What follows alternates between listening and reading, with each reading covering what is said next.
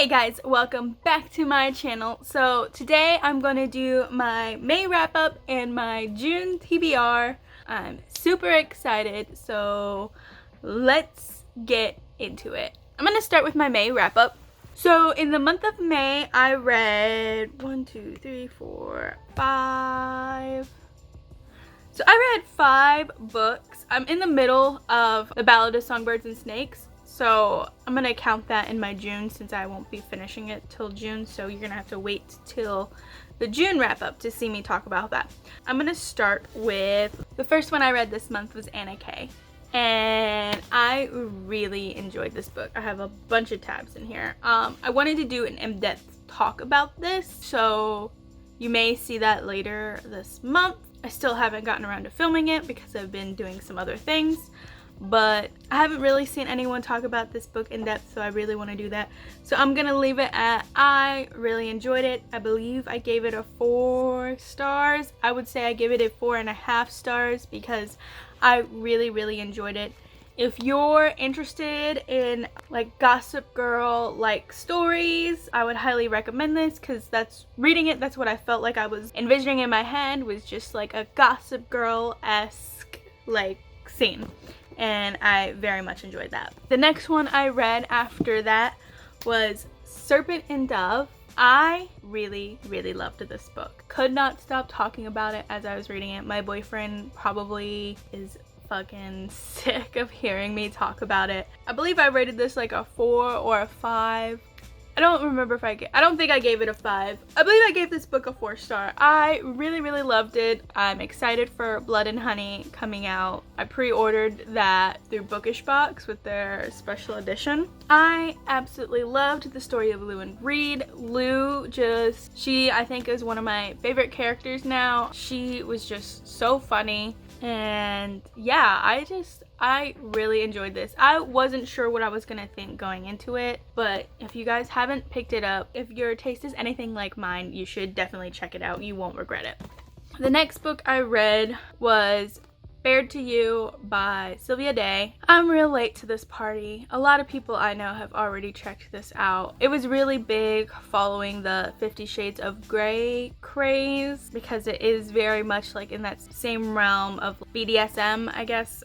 It is a smutty book. I really enjoyed it though. I thought it was good. I picked up the next like 3 books in this series. I anticipate reading them probably throughout the summer. I'm gonna be honest. Whenever I finish my TBRs and am looking for other things to plug in there, I will probably try to slip the next one of this series in there. Then I have the next book I read in the month of May, I Believe in a Thing Called Love by Maureen Gu. This book was so freaking cute. I was absolutely obsessed. I think I read it all within like one night. So you have your main girl Desi. She's Korean American, never been in a relationship before. She goes after this boy. She relies on knowledge from K-drama, which was super funny because any of you have ever seen a K-drama, they are so dramatic and unrealistic.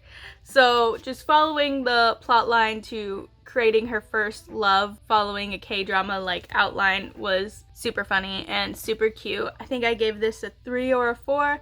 Very enjoyable, really cute summertime beach read if you're looking for something like that.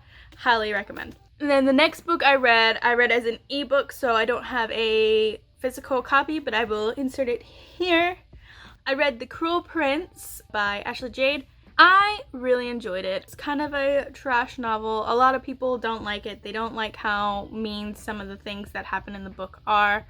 I personally really enjoyed it. It is another one of those smutty reads, so if you are not into that, then definitely don't pick it up. But if you are into it and you don't mind like I want to say enemies to lovers, but it's not really even enemies. So a hate to love story, I guess, more instead of enemies to lovers.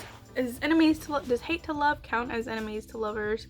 I think enemies to lovers and hate to love is separate because it's not like they're fighting for anything, so I don't really feel like they're enemies. But hate to love, I feel like if you dislike someone in the beginning and then you follow the love story that progresses and they fall in love. Anyways, moving on. So if you enjoy a good hate to love story, I would check out The Cruel Prince. It is free if you have the subscription to Kindle through Amazon, and there is a sequel. I'm excited to read that next because I thoroughly enjoyed Cruel Prince. So also in the month of May, as you guys know if you saw my vlog, I was trying to read We Are the Wildcats. I DNF'd it. I might try to pick it back up later this summer, maybe in June. I'm undecided.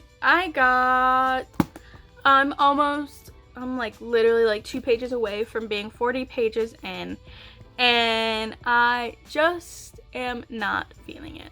I really tried. I wanted to be in the know. I wanted to do the Booksplosion live talk and be there and be able to discuss it with everyone in the chat and whatnot, but I just didn't enjoy this book whatsoever. Like, I could not force myself to get into it, which is crazy because I myself played field hockey when I was in school, and I just really thought I was gonna love this, and I couldn't even get past the first 50 pages. So that's how I felt about that. So with that said, that is everything that I read in May. Let's move on to my June TBR, which I'm very excited to share with you guys. I think I've got some interesting picks in here. I've also planned to incorporate the Owl Crate and the Fairy Loot May box books in this TBR. I don't know what they are, and I don't have either of those crates yet. So when I get those will also be added to the TBR, just to let you know. I guess I will talk more about those in the June wrap up.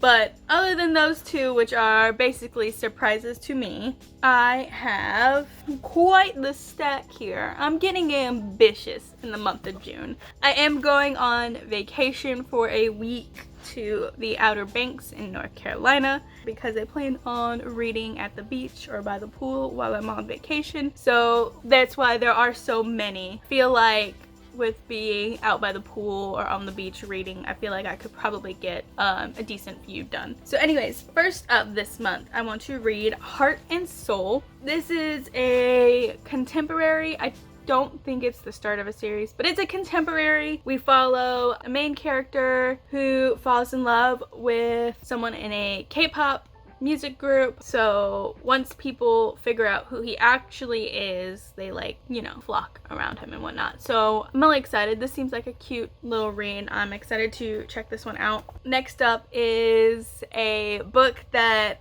I feel like everyone in the booktube community has read but me, and I'm very excited because I did pick up this whole series. I read a tiny little excerpt while I was browsing, and I really liked the writing style, and I was like, you know what? Everyone who talks about this book, besides like I think like 3 or 4 people that I watch, absolutely loved it and cannot stop raving about it. So I have a feeling that I'm gonna like it. Maybe like a 15% chance of me not liking it, but overall I feel like I'm really gonna like this series, which is why I didn't feel bad going in and buying the whole series. This month I'm gonna start A Court of Thorns and Roses by Sarah J. Maas. Everyone I talk to regularly loves this book. I am so excited to finally get around to checking it out. I hope I love it as much as they all did because I did go ahead and buy the full series. But yeah, this month I'm definitely checking this out. We'll see what happens. I could deviate from this TBR if I end up really loving this as hardcore as some of my other friends have.